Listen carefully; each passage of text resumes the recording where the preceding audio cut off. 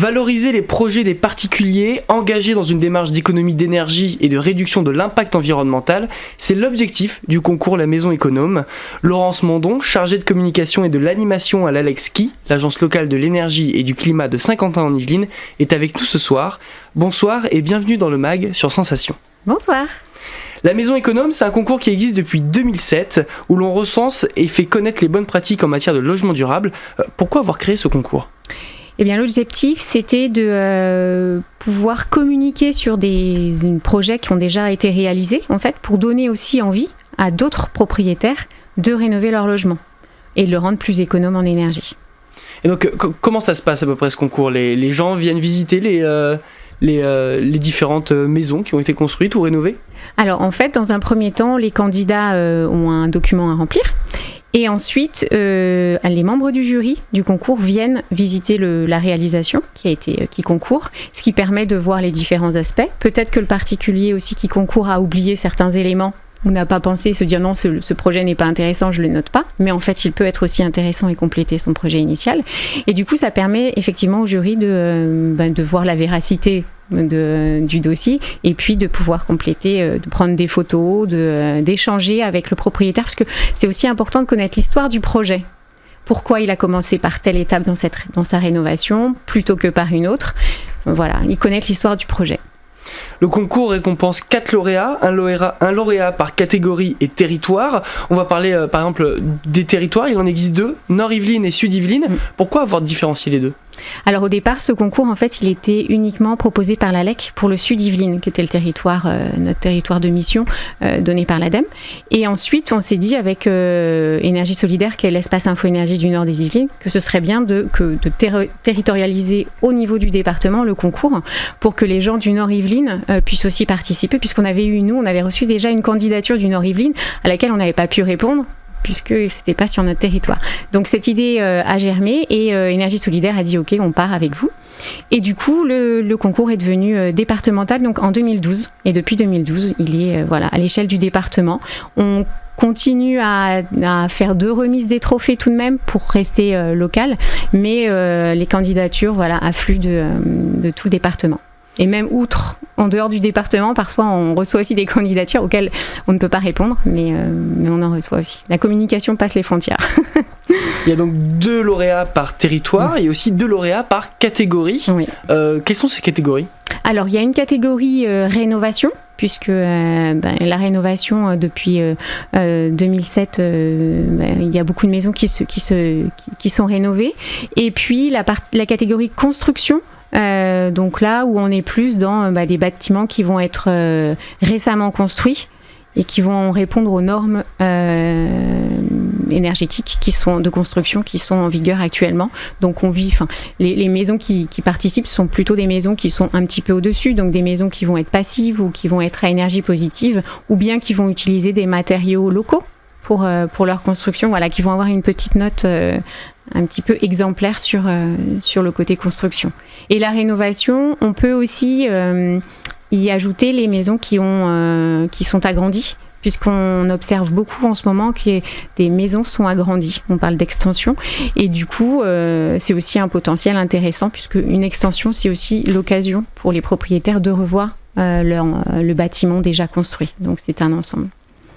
On y retrouve évidemment un jury composé de 9 membres, alors on ne va pas tous les citer, mais par exemple, on retrouve la communauté de Saint-Quentin-en-Yvelines, le conseil régional d'Île-de-France, la chambre des métiers de l'artisanat des Yvelines.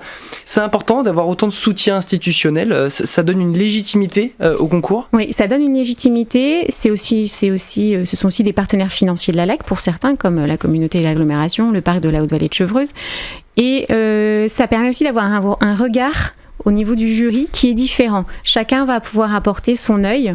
Donc la collectivité va plutôt apporter un œil à l'intégration dans son environnement. Le PNR également. Également aussi voir s'il y a des matériaux qui sont plutôt biosourcés dans la partie des travaux. Et puis c'était aussi important d'avoir des partenaires qui étaient un petit peu plus côté architecture, donc le parc a cette compétence, mais aussi par exemple le CAUE des Yvelines, qu'on oublie aussi parfois. Et puis Maison Paysanne de France est aussi partenaire. ça permet d'apporter un œil qui est plus sur la conservation du patrimoine. Donc voilà, chaque membre du jury finalement va apporter son œil, bien sûr un œil global sur le projet, mais aussi un œil un petit peu plus pointilleux sur son domaine. Cette année, ce sera la 13e édition. Vous sentez un impact de ce concours sur le public, sur d'autres personnes ou dans l'environnement un peu de Saint-Quentin en Yvelines ou même dans les Yvelines Alors on observe un impact dans le fait que ça permet de communiquer sur les travaux qui sont réalisables, donner des exemples en fait concrets plutôt que de dire à 200 km il y a une maison qui a été rénovée. Là on peut dire regardez à 10 km de chez vous il y a un particulier qui a fait ce même projet que vous envisagez, c'est réalisable. Ça permet aussi d'échanger entre propriétaires et se dire alors moi j'ai eu tel écueil, peut-être qu'il faudrait dévier si vous voulez gagner du temps dans votre projet, peut-être dévier ou peut-être privilégier telle démarche. Enfin, voilà, ça permet aussi, outre le conseil de l'ALEC, bien sûr sur la rénovation, ça permet un retour d'expérience qui est toujours enrichissant pour les particuliers qui veulent passer à l'action dans le cadre de leur rénovation, la construction de leur logement.